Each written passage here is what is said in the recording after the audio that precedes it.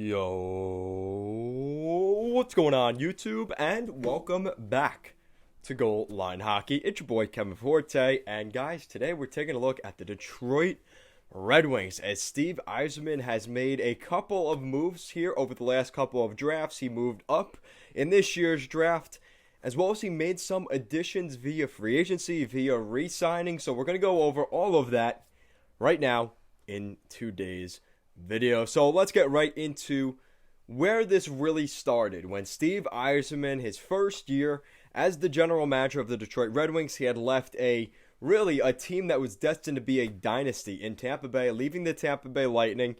And there happened to be a vacancy in a job after the Detroit Red Wings had fired long-tenured general manager Ken Holland, sending him out. And it allowed for an opportunity for a new GM, which we saw in Steve Yzerman, the former Red Wing that helped them win some championships in the late 90s and early 2000s. Stevie Y was now back in Detroit. So we're going to take a look at the last couple of drafts. So like I said, in 2019, his first draft, we're going to be looking at the last 3 years worth of first-round picks. The first one being in 2019, where we saw 6th overall left shot defenseman from Germany, Moritz Seider. That was a little bit of a surprise pick at number 6. There were guys that, most people had going ahead of Seider. He was a mid to late first round pick going at number 6. So a very interesting choice there by Yzerman. And it turns out right now he looks like a pretty solid player and could be a very good NHLer, potentially as soon as this fall. And he's definitely going to make a case for himself during training camp. Then we get to the 2020 draft, which was last year's draft, and at number 4, the Detroit Red Wings selected Lucas Raymond, who was projected to be a very, very talented Swedish winger. And this is a guy that, in Lucas Raymond, they hope could again jump into the lineup this year. He is going to make a case for himself at this year's training camp. We'll see what happens there. And then late in the first round last year, they drafted at 32 overall, Will Wallander as the last pick in that draft. So Will Wallander, again, I don't really know much about him, but I'm pretty sure he's a left shot defenseman. So a defenseman in Wallander, just to add some depth overall in the organization. And we saw that theme continue here in 2021. With their 6th overall selection, again, they would select another defenseman, but this time from Sweden, left shot defenseman Simon Edvinsson. Looks like a very talented prospect. Probably could have gone top 5 in a draft where we saw more of Edvinsson and we had a better idea of the prospects. There's an argument to be made. Simon Edvinsson could have gone top 2. That's just really how high some of the scouts had Edvinsson. He's a really talented guy. He is not going to be in training camp in the fall. Steve Yzerman has already said he will be going back to Europe, so don't expect Edvinsson in training camp, even contending for a roster spot. They're going to let him develop back overseas, kind of like what we saw them do with Moritz Seider in 2019. Just send him back. Don't even give him the training camp as an option. Just let him develop again, and we'll talk about it maybe the following year, and that's what kind of happened. And then the Red Wings took a little bit of a waiver, taking at number 15, Sebastian Cossa, moving up from their pick, I think it was 21 or 22. They moved up to number 15. They select their goaltender. They did not take Jesper Wallstedt. They took Sebastian Cossa. And, just going to put it out here right now, I projected they would select Edvinsson at 6. And I did have them taking Cossa, maybe with that 21st pick. But I did have them selecting Sebastian Cossa, so pat on the back there for myself. Guys, I'm not going to let that one slide too quickly. So now we're going to take a look at some of the moves they made in terms of trades, in terms of free agents. At this point, again, this could change. They have plenty of cap space right now, $25 million in cap space.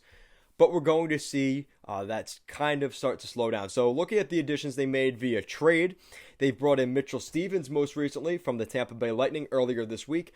Could be a guy that ends up being like Adam Aaron, a kind of guy that just fits with Steve Yzerman, and Yzerman knows what type of player he is. So that will be kind of what you get out of Mitchell Stevens. They acquired Nick Leddy from the New York Islanders for, a second-round pick, and Richard Panik. Not too bad there. They also acquired goaltender Alex Nedeljkovic, which I think was a really nice pickup there from the Carolina Hurricanes. And then they made some additions via, free agency. They bring in centerman Pia Seider, who looked really solid last season with the Chicago Blackhawks. I remember seeing him in the blue and white scrimmage for the New York Islanders back in the day.